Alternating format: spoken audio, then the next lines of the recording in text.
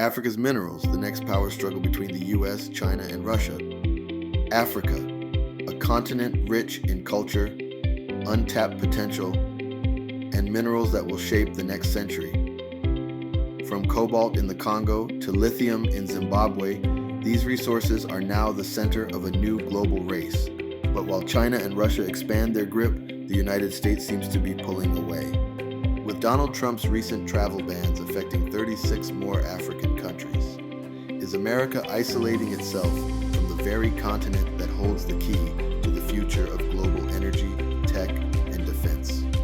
This is the story of Africa's minerals and the battle for the world's next superpower. Africa is home to over 30% of the world's mineral reserves. The DRC alone holds 70% of global cobalt, a critical component in electric vehicle batteries. South Africa is rich in platinum and gold. Zimbabwe and Namibia are sources of lithium, uranium, and rare earth elements. As the world moves toward clean energy, smart tech, and AI-driven defense, Africa's resources are no longer a hidden treasure. They are now a strategic necessity. While the West debated policy, China acted. Through its Belt and Road Initiative, China built ports, roads, and infrastructure across the continent. But this wasn't charity, it was strategy. Today, China controls or funds over 70% of cobalt production in the Congo. China also has long-term mining leases in Zambia, Angola, and Zimbabwe. Dominates mineral refining, with most raw materials exported to Chinese-owned facilities. Beijing isn't just mining minerals, it's mining influence. While China uses commerce, Russia uses security through mercenary groups like the Wagner Group. Russia has struck deals with fragile African governments in Mali, Central African Republic, and Sudan. In exchange for military protection, these governments grant Russia access to gold mines, diamond fields, uranium reserves. Russia's aim?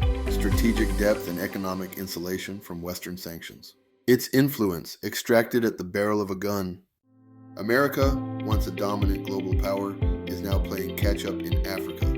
But instead of engaging, the Trump administration recently expanded visa bans on 36 more African countries, severing diplomatic, academic, and commercial ties. Critics argue that this weakens U.S. credibility, alienates future African leaders, pushes countries further into Chinese and Russian arms. In a continent where relationship building is key, the U.S. is isolating itself. Why does this matter? Because whoever controls Africa's minerals controls the global EV industry, the future of green energy, the AI and defense supply chain. Without African resources, the U.S. risks falling behind in battery and chip manufacturing, increasing dependence on geopolitical rivals, losing leverage in future global conflicts. The competition is no longer just economic, it's existential. So how can the U.S. turn the tide? Rebuild diplomatic bridges, reverse travel bans, and reinvest in cultural, academic, and trade exchange programs. Invest in ethical mining partnerships.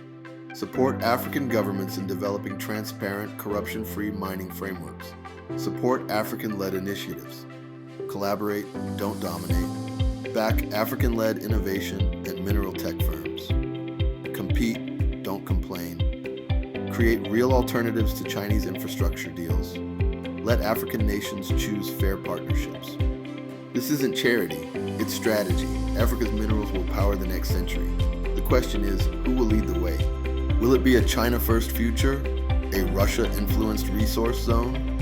Or can the United States pivot in time and partner with Africa, not control it? The race is on and the world is watching. Like this video if you believe Africa deserves fair partnerships.